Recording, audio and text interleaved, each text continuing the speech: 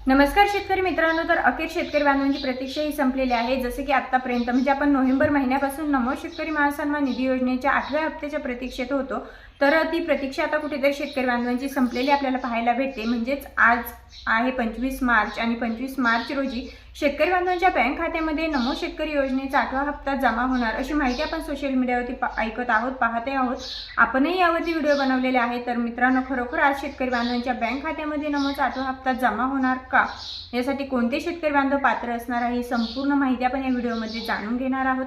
तत्पूर्वी मित्रांनो, जसं की नमो शेतकरी योजनेच्या 8व्या हप्त्यासंदर्भात शेतकरी बांधवांना अनेक तारखा दिल्या गेल्या, त्यामुळे आज आपण जर पाहिलं तर शेतकरी बांधवांचा जो विश्वास आहे तर तो नमो शेतकरी योजनेवरचा उठलेला आहे। त्यामुळे शेतकरी बांधवांना आता नमो शेतकरी योजनेच्या 8व्या हप्त्याच्या तारखेसंदर्भात अजिबात विश्वास बसत नाहीये।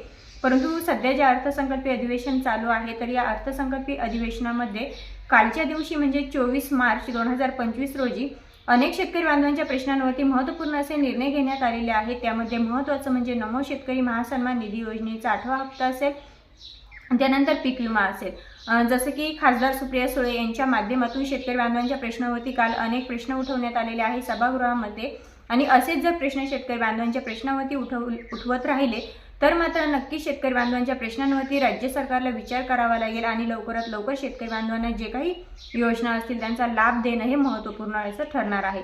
मित्रांनो, यामध्ये सर्वात महत्त्वाचं आहे ते म्हणजे नमो शेतकरी योजनेचा 8वा हप्ता। तर जसं की अर्थसंकल्पीय अधिवेशनाच्या कालच्या दिवशी म्हणजे 24 मार्च 2025 रोजी शेतकरी बांधवांच्या प्रश्नांवरती चर्चा करण्यात आल्या। यामध्ये आपण जर पाहिलं तर नमो शेतकरी योजनेच्या 8व्या हप्त्यासंदर्भात यापूर्वी 2 GR निर्गमित करण्यात आलेले आहे। आपण त्या GR बद्दल देखील माहिती सोशल मीडियावरती दिलेली आहे। तर यानुसार शेतकरी बांधवांना जवळपास 1800 कोटींपेक्षाही जास्त निधी वाटपास मंजुरी देण्यात आलेली आहे, आणि यासाठी 90 लाखांपेक्षा जास्त शेतकरी बांधव हे नमो शेतकरी योजनेच्या 8व्या हप्त्यासाठी पात्र असणार आहे। आता आपण जर पाहिलं तर पीएम किसानचा जो 21वा हप्ता आहे त्या धर्तीवरती नमोचा 8वा हप्ता हा वितरित केला जाणार आहे। म्हणजेच एकंदरीत पीएम किसानचा 21व्या हप्त्यासाठी जे शेतकरी बांधव पात्र आहेत तर त्या संपूर्ण शेतकरी बांधवांना नमो शेतकरी योजनेचा 8वा हप्ता देखील हा वितरित केला जाणार आहे। मित्रांनो, आता यासाठी आपण जर पाहिलं तर आज आहे अर्थसंकल्पीय अधिवेशनाचा शेवटचा दिवस।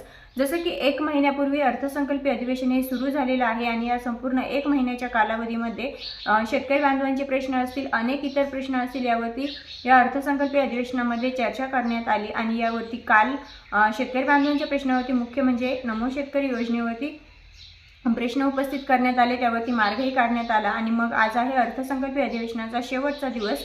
तर आज शेतकरी बांधवांच्या बँक खात्यामध्ये नक्कीच नमो शेतकरी योजनेच्या 8व्या हप्त्यासाठी जे 90 लाखांपेक्षा जास्त शेतकरी बांधव पात्र आहेत, तर या 90 लाखांपेक्षाही जास्त शेतकरी बांधवांना जवळपास आपण जर पाहिलं तर 1800 कोटींपेक्षाही जास्त निधी वाटपास राज्य शासनाच्या माध्यमातून मंजुरी देण्यात आलेली आहे। तर याचं वाटप आज शेतकरी बांधवांच्या बँक खात्यामध्ये नक्कीच केलं जाऊ शकतं।